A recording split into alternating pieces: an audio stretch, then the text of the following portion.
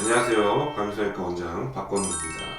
주변을 둘러보면 코성형을 하는 성형외과 병원들이 너무 많이 있고 병원들마다 추구하는 코 디자인의 모양도 너무 좀 다양한 것 같습니다. 그래서 오늘은 저희 병원 코성형 디자인의 완성이자 시그니처 코 수술인 비순각 코성형, 즉 모양이 수술에 대한 내용을 사례와 함께 상세히 소개해드리고자 합니다. 우리가 비순각이란 말이 굉장히 좀 생소하게 들릴 수 있는데요. 좀 쉽게 설명을 드릴게요. 비순각이라는 것은 코의 이 비주와 입술이 이루는 각도를 의미합니다. 이상적인 비순각의 경우에는 여자 같은 경우는 한 100에서 110도, 남성 같은 경우는 90도에서 한 100도 정도가 적당한 것으로 알려져 있습니다. 좀 이 각도가 좀 중요하고 의미가 있는 이유는요. 이 비순각의 각도가 적절히 잘 형성되게끔 코성형을 같이 하면 여러 가지 코성형에서 이점이 있기 때문에 환자분들이 매우 만족하시고 좋아하시기 때문입니다. 좀 간략히 비순각 코성형의 이점들을 쭉 나열을 한번 해볼게요.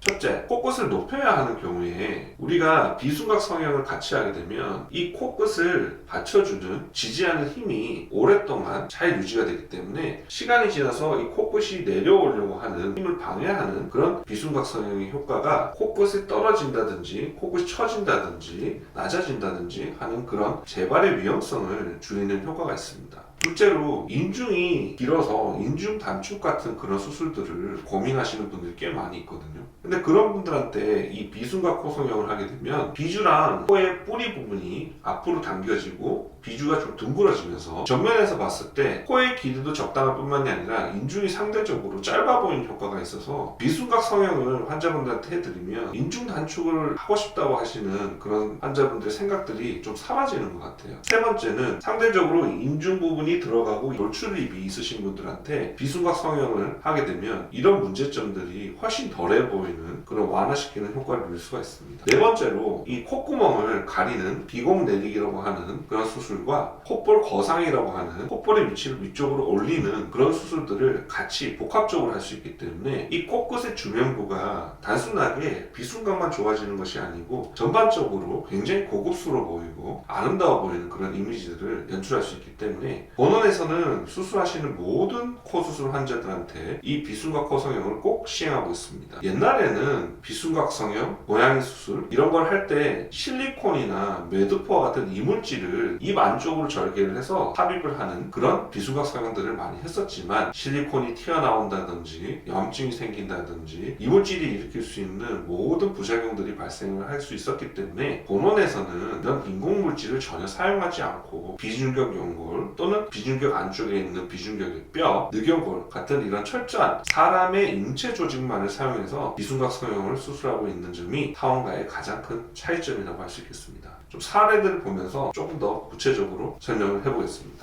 자, 첫 번째 환자는요, 콧대 높이가 낮고 코끝이 낮고 비순각이 안으로 들어가 있으면서 코끝이 처져서 코가 길어 보이는 환자입니다. 상대적으로 비주의 위치보다 콧볼의 위치가 살짝 아래로 내려가 있는 듯한 그런 느낌을 가지고 있지만요, 비순각 코성형을 수술하게 되면 실질적으로 이 각도는 제가 아까도 언급드렸던 이상적인 각도에 가깝게 모양이 만들어지고 코끝을 앞으로 충분히 빼낼 수 있게 됨으로 인해서 코끝 방향이 약간 위쪽으로 올라가 있는 아주 이상적이고 고급스러운 그런 모습으로 바꿀 수가 있고요. 콧대는 이전보다 이 각도에 맞춰서 코가 좀 덜 길어 보이게끔 약간의 곡선이 느껴질 수 있게끔 수술을 함으로써 비순각 코성형 수술을 완성할 수 있었습니다. 상대적으로 콧구멍의 모양도 약간 길어지면서 더 소프트해 보이는 모습이 됐고요. 콧볼도 이전에 비해서 조금 처져 있는 부분이 약간 콧볼 거상을 통해서 조금 더 올라감으로써 좀 더 이상적인 모습에 가까워졌다고 볼 수 있겠습니다.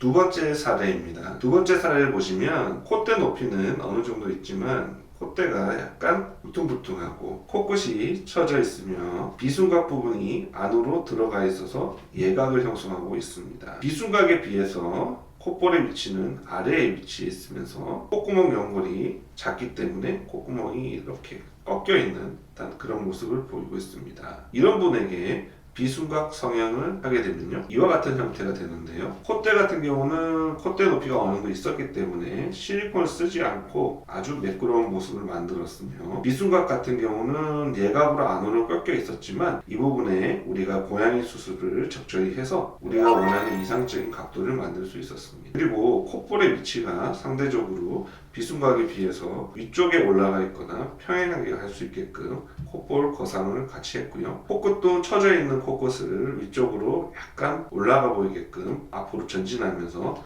앞으로 빼줬고, 비공 내리기라고 하는 수술을 같이 시행했는데요. 콧구멍이 꺾여 있는 부분을 이렇게 둥글게 만듦으로써 아주 이상적이고 아름다운 코끝 형태를 만들 수가 있었습니다.